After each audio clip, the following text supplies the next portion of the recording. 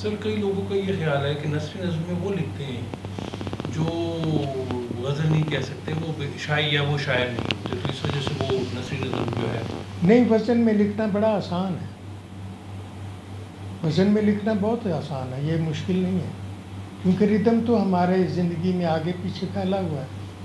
اب میوزک دیکھ لیں، سارا ردم میں ہوتا ہے نا. یہ کوئی مشکل کام نہیں ہے ردم میں لکھنا.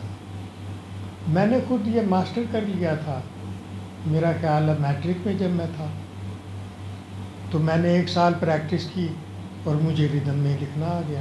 یہ کوئی مشکل کام نہیں ہے. تو یہ جو جواز ہے یہ غلط ہے؟ مکمل طور پہ غلط ہے. یہ جواز ان کی طرف سے پیش کیا جاتا ہے کہ جو سمجھتے ہیں کہ شاید وزن میں لکھنا بڑا مشکل کام ہے یا انہوں نے بڑا مشکل سے لکھا ہوگا. ان کے لیے یہ بہت مشکل، کوئی اعزاز کی بات نہیں ہے. ہاں. کیا سر رائٹر ہونا ایک اعزاز کی بات ہے؟ یقیناً یہ اعزاز کی بات ہے، کیونکہ رائٹر وہ ہوتا ہے جس کے اندر یہ صلاحیت ہے کہ وہ زندگی کی سبجیکٹیوٹی کو محسوس کر سکے اور اس کو انٹرپریٹ کر سکے اور اس کے اظہار کے لیے تمام پیمانوں کے اوپر اس کو دسترس حاصل ہو. یہ ایک مشکل کام ہے. ہر آدمی رائٹر بن سکتا ہے، لیکن اس کو اتنی ہی جد و جہد کرنی پڑے گی جتنی کہ اوروں نے کی. میں یہ نہیں کہتا کہ جی رائٹر جو ہے وہ بہت کم لوگ بن سکتے ہیں. جو محنت کرتا ہے وہ رائٹر بن جاتا ہے، کیونکہ زندگی کی سبجیکٹیوٹی سے سب لوگ آشنا ہیں. ڈاکٹر صاحب یہ بتائیں، اگر یہ اتنا ہی اہم ہے اور اعزاز کی بات ہے، تو ہمارے معاشرے میں رائٹر کو وہ اہمیت، وہ عزت، وہ مقام کیوں نہیں حاصل جو یورپ میں یا دوسری معاشرے میں حاصل؟ کیونکہ ہمارے معاشرے میں کلچر کو کوئی اہمیت نہیں دی جاتی اور ایستھیٹکس کو کوئی اہمیت نہیں دی جاتی.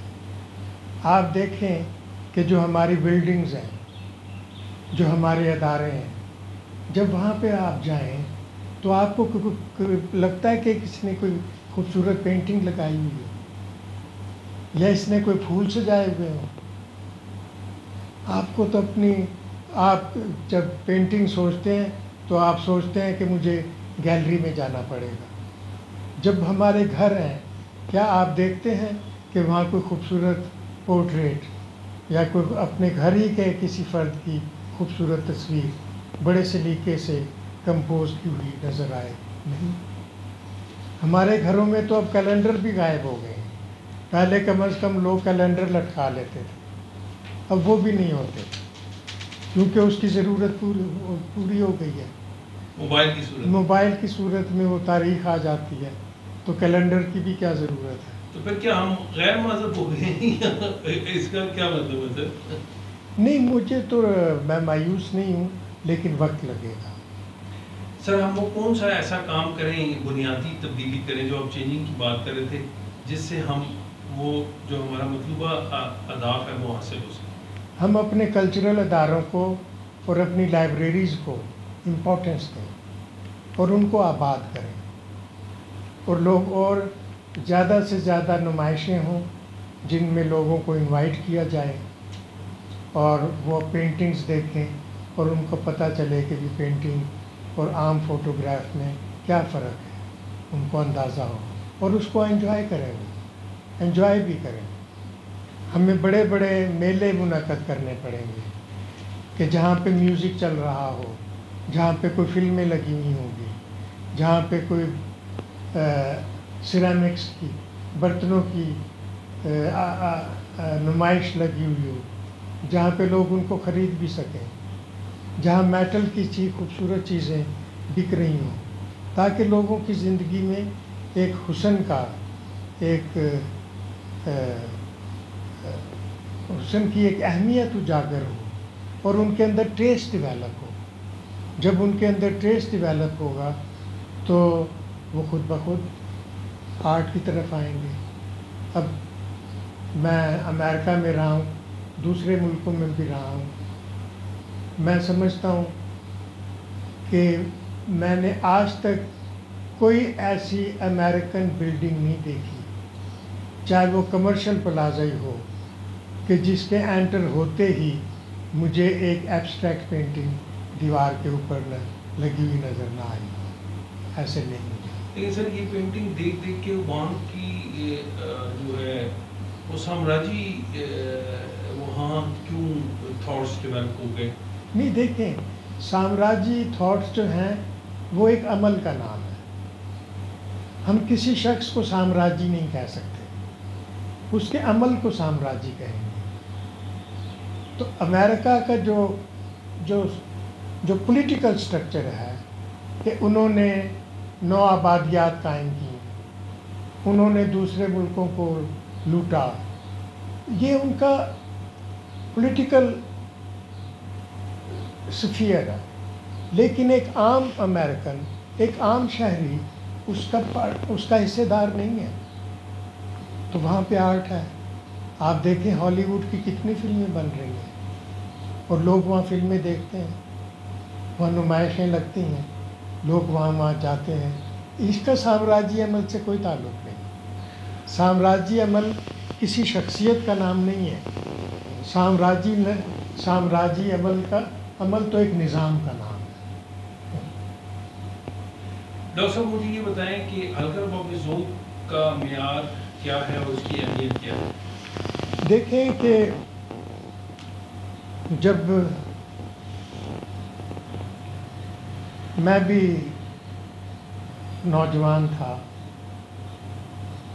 اور ہم باقاعدگی سے ہلکا ارباب ذوق جایا کرتے تھے، تو ہم سوچتے تھے میرے جیسے اور دوسرے نوجوان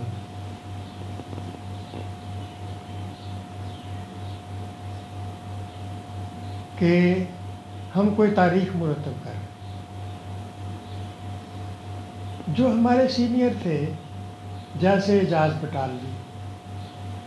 بٹالوی صاحب نے ہلکا ارباب ذوق کا سیکرٹری جنرل کا انتخاب لڑا اور وہ سیکرٹری جنرل بنے، لیکن وہ ہلکا ارباب ذوق میں نہیں آتے تھے۔ اسی طرح سے یہ باقی سب لوگ یہ بہت کم آتے تھے ہلکا ارباب ذوق میں، جو سینئر حضرات تھے۔ ہاں کوئی نیم سینئر اس وقت، مطلب انور سجاد ہوگا 35-40 سال کا، عزیز الحق 30-35 سال کا، جیلانی کامران 40-45 سال کا، یہ لوگ ضرور آتے تھے اور نوجوانوں کو کافی پروموٹ کیا جاتا تھا۔ ہلکا ارباب ذوق بیسیکلی نوجوانوں کا فورم ہے۔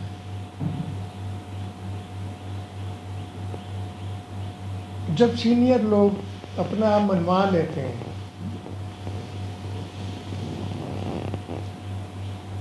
تو ان کو ہلکا ارباب ذوق میں جانے کی ضرورت پیش نہیں آتی، کیونکہ جب ایک سینئر آدمی بولتا ہے تو وہ جونیئر آدمی کی آزادی کو سلب کر لیتا ہے، تو جونیئر اس کے سامنے بول نہیں سکتا۔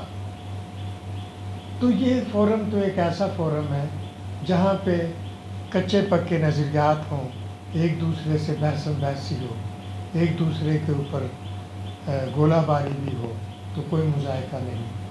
تو یہ فورم جاری رہے گا، اور اسے جاری رہنا چاہیے، یقینی طور پہ جاری رہنا چاہیے۔ جو پہلے کا معیار تھا اور آج کے دور کا معیار ہے، یا اس میں جو اب جو تنقید ہو رہی ہے، اس حوالے سے آپ کیا کہیں گے؟ دیکھیں کہ اس وقت یہ نہیں کہ کچھ خاص شخصیات نے ہلکا ارباب ذوق کو رنگین کر دیا ہو، ایسی بات نہیں تھی۔ اس وقت ہمیں بولنے کی اور لکھنے کی زیادہ آزادیاں تھیں، کمپیریٹیولی ہمارے اوپر جو سینسرشپ تھی وہ بہت کم تھی۔ ہلکا ارباب ذوق میں اس وقت جتنے بھی حکمران رہے ہیں ان کا نام لے کے ان پہ تنقید کی جاتی تھی، لیکن کبھی کسی کو کسی بھی حاکم نے نوکری سے نہیں نکالا یا اس کے اوپر معاشی تنگی نہیں کی، انتقامی کاروائی نہیں کی؟ کوئی انتقامی کارروائی بھی نہیں کی، کیونکہ انہیں پتہ تھا کہ یار یہ شاعر لوگ ہیں، ادیب لوگ ہیں، بس ٹھیک ہے، ان کی اپنی ایک دنیا ہوتی ہے، ان کو مگن رہنے دو۔ اب وہ نہیں ہے۔ اب اگر آپ کسی پہ بھی تنقید کریں تو اس کا نوٹس لیا جاتا ہے، اس پہ معاشی تنگی کر دی جاتی ہے، اس کو نوکری نہیں ملتی، یا اس کو نوکری میں ہے تو نوکری سے علیحدہ کر دیا جاتا ہے، وہ ناپسندیدہ لوگوں میں اس کا شمار ہونے لگتا ہے۔ تو جب آپ ایک معاشرے میں اظہار پہ پابندیاں لگائیں گے تو اس کا حال یہی ہوگا کہ جو ہو چکا۔ درست۔ ڈاکٹر صاحب آپ پریکٹس بھی کرتے ہیں اینٹی ایجنگ، جی، اس حوالے سے بتائیں کہ کتنے عرصے سے آپ پریکٹس کر رہے ہیں اور کیسا تجربہ؟ ایکچولی جو میری میڈیکل سائنس کے اندر شروع سے ہی جو اپروچ تھی، اور مجھے ڈاکٹر بننے کا شوق نہیں تھا، کیونکہ سارے شوق تو مجھے آرٹ اور لٹریچر میں میرے پورے ہو رہے تھے۔ میں تو زندگی کے اندر اتر جانا چاہ رہا تھا، اس لیے مجھے فزیولوجی پڑھنی پڑی۔ سائیکالوجی پڑھنے کے بعد مجھے فزیولوجی پڑھنی پڑی، پھر مجھے پیتھولوجی بھی پڑھنی پڑی۔ پھر میں جب آگے گیا تو میں نے سوال کیا کہ کیا بڑھاپے کو روکا جا سکتا ہے کہ ایک آدمی بوڑھا ہی نہ ہو؟ تو جس وقت اس اینگل سے میں نے ریسرچ کرنی شروع کی تو میرے لیے دروازے کھلتے چلے گئے۔ پھر میں نے ساری پیتھیز کا اسٹڈی کیا، میں نے کلینیکل سائیکالوجی بھی پڑھی، میں نے جو ماڈرن میڈیکل سائنس جس کو ایلوپیتھی کہتے ہیں اس کا بھی، وہ مجھے ایک ڈاکٹر نے بڑی آگہی دی۔ میں ایک جگہ تقریر کر رہا تھا ژان پال سارتر کے اوپر، تو میں نے دیکھا کہ کچھ لڑکے نوجوان ایک کارنر میں بیٹھے جو مجھ سے ینگ تھے، اس وقت میں ینگ ہی تھا لیکن وہ مجھ سے ینگ تھے، میری عمر ہوگی کوئی 30-32 سال، ان کی عمر تھی کوئی 24-25 سال۔ میں نے کہا یہ سب لوگ کو اتنے غور سے نہیں سن رہے، یہ کارنر میں 5-6 لڑکے بیٹھے ہوئے ہیں، ان کو میں نے کبھی ادب کے فنکشن میں نہیں دیکھا، تو یہ بڑے غور سے پڑھ رہے سن رہے۔ تو جب خیر میری اسپیچ ختم ہوئی تو میں نے ان سے پوچھا، جا کے ان کے پاس گیا، میں چائے کا وقفہ ہوا، میں نے کہا یار آپ کون لوگ ہیں؟ انہوں نے کہا کہ ہم میڈیکل کے اسٹوڈنٹس ہیں۔ میں نے کہا آپ کا اور سارتر کا تعلق کیا ہے؟ کہتا ہمارا اور سارتر کا تعلق تو بہت گہرا ہے۔ میں کہا وہ کیسے؟ کہتے جو آپ نے اتنے 3 گھنٹے گفتگو فرمائی ہے یہ سارے ہمارے میڈیکل سے ریلیٹڈ ہے، آپ کو تو ایک ڈاکٹر ہونا چاہیے تھا۔ میں کہا یار بس میری تو عمر گزر گئی ہے، اب میں نے کیا ڈاکٹر بننا ہے، یہ میں نے سوچا ہوتا کالج کے زمانے میں۔ کہتے نہیں، دیکھیں ہم بھی کلاسوں میں نہیں جاتے، ہم نے ایسے داخلہ لیا ہوا ہے کیونکہ تاکہ ہمیں ڈگری مل جائے، ہم آپ کو کتابیں لا دیتے ہیں، آپ گھر بیٹھ کے پڑھیں۔ میں نے پڑھنا شروع کر دیا۔ دین آئی کیم ٹو نو کہ جو لٹریچر کے اندر اتنا کنفیوژن ہے، وہ ساری گفتگو تو فزیولوجی کے اندر ڈسکس کی گئی ہے۔ تو اس سے میرا میڈیکل ریسرچ کے اوپر میرا شوق بڑھتا گیا۔ پھر لاسٹلی یہ کوئی 85 کا دور ہوگا، اس وقت جنرل ضیاء الحق کا ماشاء اللہ بھی لگا ہوا تھا، تو کسی نے مجھے کہا کہ یار آپ ہومیوپیتھی پڑھو۔ میں نے کہا اچھا، مجھے لا دو یار کتابیں. میں نے اس کو پیسے دیے کہ جا مجھے نہیں پتہ کہاں سے ملیں گے, جائیں مجھے لا دیں.